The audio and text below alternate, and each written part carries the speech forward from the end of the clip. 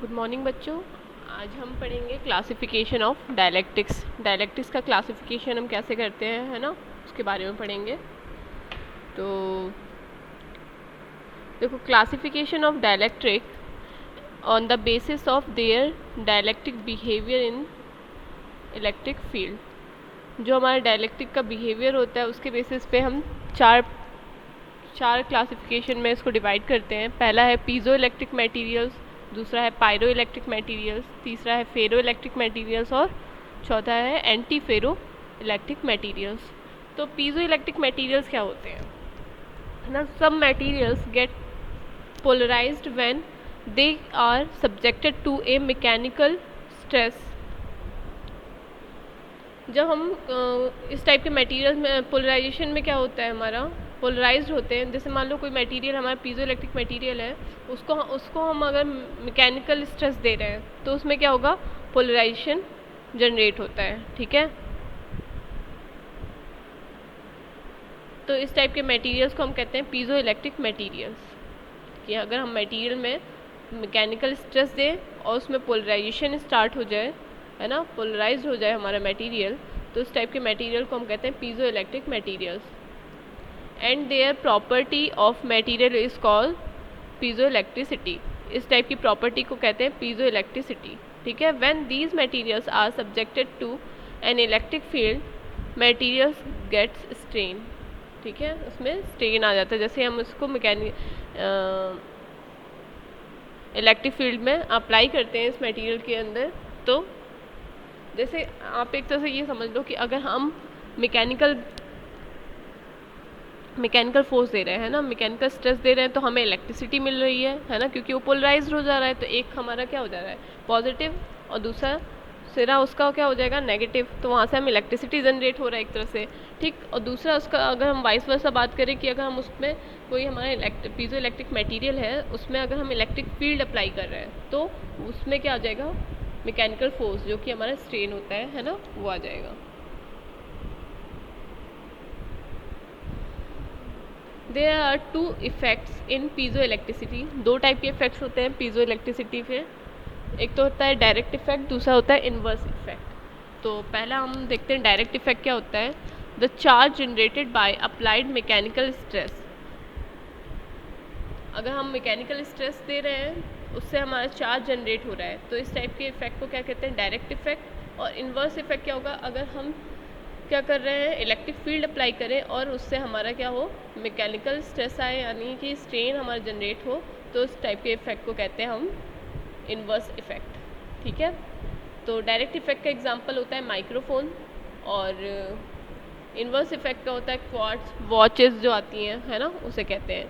और piezo electric materials के example कौन से हैं, क्वार्ट्ज है, और है बेरियम टाइटनेट, है ना, BaTiO3, और है लेड टाइटनेट, लेड जिरकोनेट, ये सारे, है ना, रोचेले सॉल्ट, ये सारे एग्जांपल्स किसके हैं, पीजो इलेक्ट्रिक मटेरियल्स के। अब देखो, expression for voltage sensitivity of piezo electric material. हम जो वोल्टेज जनरेट हो रही है पीजो इलेक्ट्रिक मटेरियल्स में, उसको हम कैसे निकालते हैं। ठीक है, वोल्टेज सेंसिटिविटी कैलकुलेट करने के लिए एक्सप्रेशन जो आता है वो देखेंगे कैसे आएगा। ठीक है, उसका प्रूफ है, डेरिवेशन है यहाँ पे। तो एक मटेरियल हमने मान लिया पीजो इलेक्ट्रिक मटेरियल है, इस पर हम यहाँ पे P फोर्स लगा रहे हैं, है ना, ये P दिख रहा है आपको, ये फोर्स है, इस पर लगा रहे हैं हम। तो इससे हमारा क्या हो रहा है, सॉरी, यहाँ पे F फोर्स लगा रहे हैं, कैपिटल F हमारा फोर्स है। तो उसके कारण यहाँ पे P पोलराइजेशन जनरेट हो रहा है, क्योंकि एक छोर पे हमारा क्या हो रहा है, एक उसके पार्ट पे पॉजिटिव चार्ज जनरेट हो रहा है, सेकंड पे मतलब जो हमारा बॉटम वाला है वहाँ पे नेगेटिव चार्ज जनरेट हो रहा है। ठीक, तो इसके कारण यहाँ पे इलेक्ट्रिसिटी फ्लो होगी, वोल्टेज होगा हमारा V। तो produce charge when mechanical force F is applied an material. अगर हम मटेरियल में F फोर्स लगा रहे हैं, तो वहाँ से हमें क्या चार्ज जनरेट होगा उस मटेरियल में, क्योंकि ये पीजो इलेक्ट्रिक मटेरियल है। ठीक है, तो हमने मान लिया Q चार्ज जनरेट हो रहा है, कैपिटल Q, वो हमारा डायरेक्टली प्रोपोर्शनल हो जाएगा F के, क्योंकि जितना फोर्स लगा रहे हैं उतना ही चार्ज हमारा जनरेट हो रहा है। ठीक है, यहाँ पे अगर हम प्रोपोर्शनैलिटी कांस्टेंट मान लिया हमारे अल्फ़ा है, सॉरी डी है, स्मॉल डी, तो ये इसको हम नाम दे देते हैं चार्ज सेंसिटिविटी, जिसका कि यूनिट हो जाएगी कूलम पर न्यूटन। ठीक है, वो तो आप निकाल सकते हो, यूनिट देख ही रहो, आ जाएगा Q/F, तो उससे आ जाएगा कूलम पर न्यूटन। ठीक है, अब यहाँ पे देखो Q इज इक्वल टू क्या होता है, C capacitance into voltage V is equal to D into F। तो यहाँ से वोल्टेज हम निकाल लेंगे D into F by C, और C अगर हम उसका फॉर्मूला रख दें कैपेसिटेंस का, एप्सिलॉन A बाई T, ये आपने पढ़ा होगा। तो यहाँ से F by A into D by E epsilon into T हो जाएगा।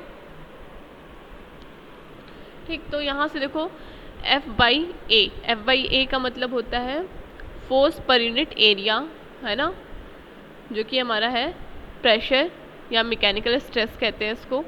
ठीक, यहाँ पे ले लिया G क्या है, D बाय एप्सिलॉन, इसको कहते हैं वोल्टेज सेंसिटिविटी, वोल्ट मीटर पर न्यूटन। ठीक, यहाँ पे आप देख सकते हो दिया हुआ है। तो ये सारे फॉर्मूले आपको याद रखने हैं, ये एक्सप्रेशन हमें डेराइव करने के लिए एग्जाम में आता है। ठीक है, अब मान लो इस पर क्वेश्चन भी दे दिया, एक क्वेश्चन दिया है, calculate the voltage generated across a piezoelectric material of thickness 1 centimetre, thickness दी हुई है यानी कि स्मॉल टी की वैल्यू दी हुई है ना, और क्या दिया है, वेयर मैकेनिकल स्ट्रेस की वैल्यू दी हुई है 10 न्यूटन पर मीटर स्क्वायर इज अप्लाइड। हमें क्या कैलकुलेट करना है, वोल्टेज जनरेट, कितना वोल्टेज जनरेट होगा। तो voltage generate is equal to P into G into T होता है। यहाँ G की वैल्यू क्या है, फिक्स है 2.3 इंटू, ये दी हुई है ना गिवन, 2.3 इंटू 10 की पावर 3 वोल्ट मीटर पर न्यूटन। P की वैल्यू दी है 10 न्यूटन, है ना, 10 न्यूटन पर मीटर स्क्वायर, ये फोर्स लगा रहा है हमारा, है ना, फोर्स पर यूनिट एरिया। और T जो कि हमारा दिया हुआ है थिकनेस, यानी कि दिया हुआ है 10 की पावर -2 मीटर, हमने निकाल लिया, सेंटीमीटर को मीटर में चेंज कर दिया यहाँ पे। तो V voltage is equal to, यहाँ पे ये फॉर्मूला था P into G into T, यहाँ से अगर कैलकुलेट करोगे, मल्टीप्लाई करोगे सिंपल, तो आ जाएगा 2300 वोल्ट। तो इजी क्वेश्चन है ना, फॉर्मूला बेस्ड, आप निकाल सकते हो उसको। और भी क्वेश्चंस देख लेना, अगर नहीं आते हैं तो आप पूछना मुझसे इसको, है ना। एप्लीकेशन क्या होता है, देखो एप्लीकेशंस ऑफ पीजो इलेक्ट्रिक, इसके एप्लीकेशंस हैं रिजोनेटर्स में, फिल्टर्स, अल्ट्रासोनिक फ्लो डिटेक्टर्स, है ना, एक्सेलेरोमीटर, ये सारी एप्लीकेशंस हैं किसके, पीजो इलेक्ट्रिक मटेरियल्स के। अब देखो इलेक्ट्रोस्ट्रिक्शन क्या होता है, आप ये वर्ड सुनोगे कई जगह, इसीलिए बता रही हूँ उसके बारे में। ठीक है, इलेक्ट्रोस्ट्रिक्शन क्या होता है, सब materials gets strain when an electric field applied but converse effect is not observe.